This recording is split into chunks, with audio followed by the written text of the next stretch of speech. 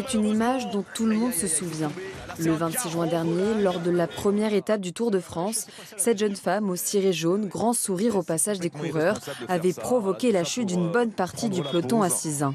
Sur sa pancarte, un message en allemand, Allez Opiomi, Papi-Mamie en français, destiné à ses grands-parents d'origine allemande.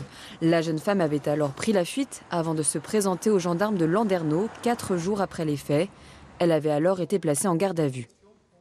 La mise en cause a exprimé un sentiment de honte, de peur face aux conséquences de son acte. Elle se dit angoissée par le retentissement médiatique de ce qu'elle appelle sa bêtise.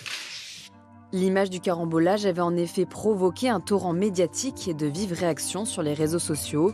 Le Tour de France avait alors retiré sa plainte afin d'apaiser les choses, contrairement à l'association de coureurs l'Union cycliste internationale, partie civile au procès.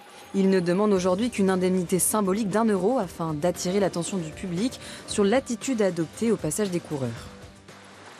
Ce jeudi, devant le tribunal correctionnel de Brest, la jeune femme encourt jusqu'à 15 000 € d'amende et une peine d'1 an d'emprisonnement.